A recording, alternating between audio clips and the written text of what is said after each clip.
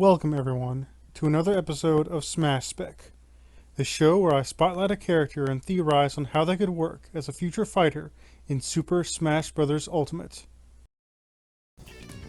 Since the beginning, Masahiro Sakurai has been the driving force for the Smash Bros. Series. And for him, Smash Bros. Has always been a celebration of video games.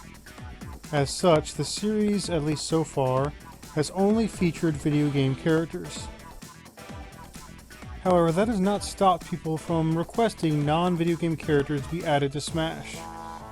Sakurai himself addressed this in a 2018 interview, stating how so many fans request characters like Goku and Iron Man, but since neither one of them started out in video games, he won't be adding them. The first Smash Spec episode I made focused on Goku. While I know he won't be added, I felt since he was highly requested it was at least worth talking about.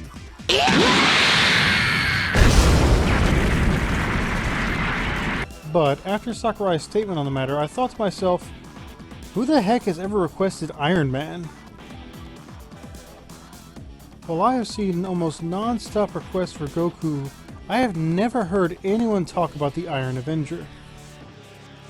But apparently it is common enough for Sakurai himself to take notice.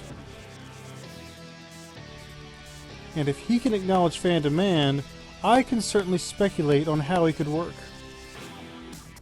Now, before we get started, I know full well he won't be added to Ultimate and likely not any other Smash in the future. I am just doing this analysis for fun. That being said, I would still appreciate it if you would all hit that like button if you enjoy this video. So now that all that is out of the way, let's take a look at the Invincible Iron Man and see just how he could work as a future fighter in Super Smash Bros. Ultimate. In order to mesh well with the whole video game theme of Smash Bros., if Iron Man were added, I feel he should draw primary inspiration from different appearances in video games. So for this analysis, I have decided to focus on his appearances in the Marvel vs. Capcom series. But that doesn't also mean he can't take a few things from other appearances in movies and TV shows.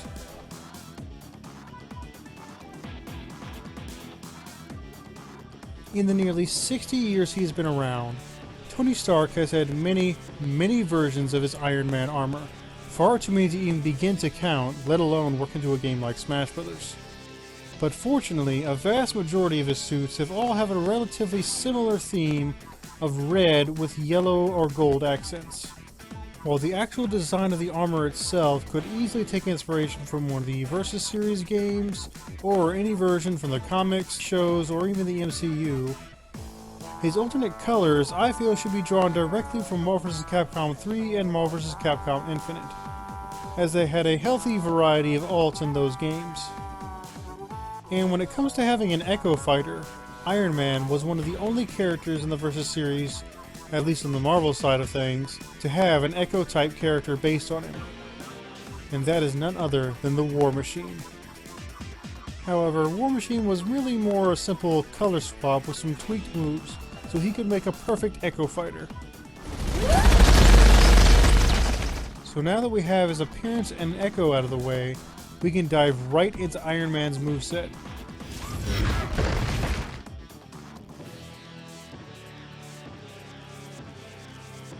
In order to keep closer to the celebration of video games, Iron Man should have all of his moves derived from moves he has performed in the Marvel vs. Capcom series.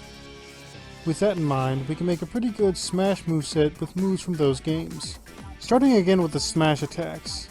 The neutral Smash should utilize the light, medium, heavy attack combo from Marvel vs. Capcom 3, featuring a punch followed by a kick and finishing with a repulsor spread attack. For the side smash, he could use the Repulsor Ray, featured in Marvel vs. Capcom Infinite, where he uses his repulsors to shoot out a short-range beam striking opponents on the side. Repulsor Ray, here comes the boom! Repulsor Ray! Repulsor Ray, here comes the boom! In Marvel vs. Capcom 3, Iron Man had an upward kick used to launch players, setting them up for aerial combos. This kick could work well as his up smash.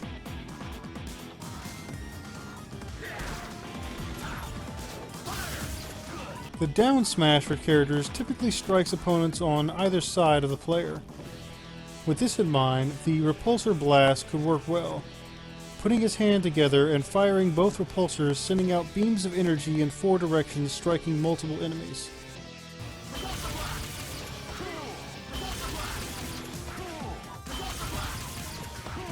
And now we can move on to his special attacks. The neutral special should draw upon the Unibeam attack. In every Marvel fighting game from Capcom, Iron Man has had an attack firing a powerful laser blast directly from the arc reactor in his chest.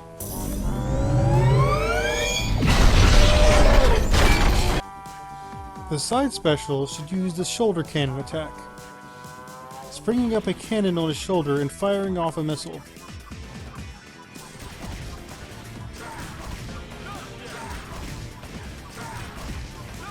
And for his down special, he should bust out the Smart Bomb, sending out a slow-moving mine that tracks the nearest opponent and hones in on them.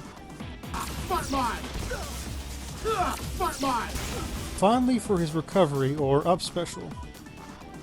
In the Capcom fighting games, every character has the ability to shoot up into the air for quick escapes or aerial attacks, and I think this should be incorporated into Smash using his rocket boots if necessary.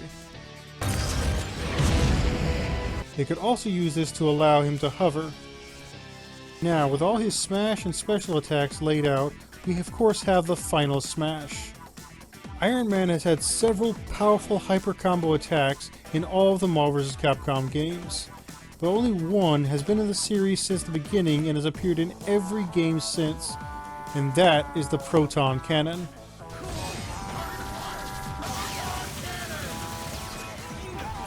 From Marvel superheroes all the way to Marvel vs. Capcom Infinite, the Proton Cannon has been an iconic and memorable super attack. Forming an enormous cannon above him, holding it on one shoulder, and firing off a massive energy blast at his opponent. Target acquired. Here's the big one. Proton cannon.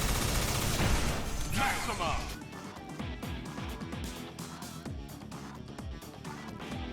So now we finally come to the stage segment of this analysis.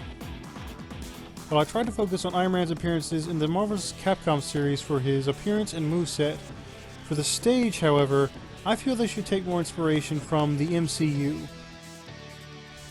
Or at least an MVC version of MCU locations set during MCU events. So for the first option, they could obviously have it set atop the Avengers Tower in New York. Setting the stage here could see background action showcasing different tech and armors of Iron Man's in Tony's workshop. It could also be set during the events of the first Avengers film, featuring the full-on Chitauri invasion raining down through the portal and battling different members of the Avengers.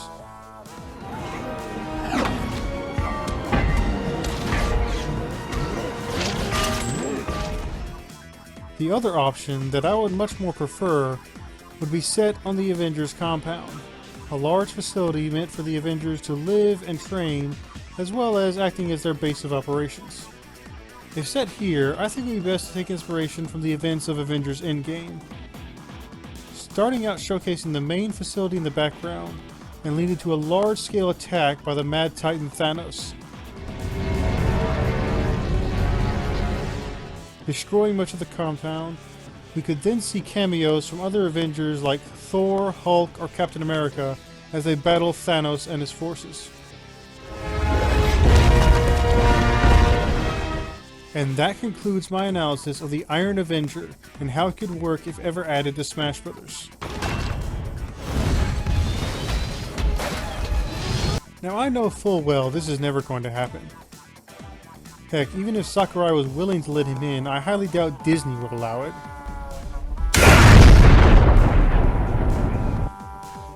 I'm just doing this analysis for fun. But if the door were ever open for non-video game characters making Smash, what characters would you pick if you had the chance?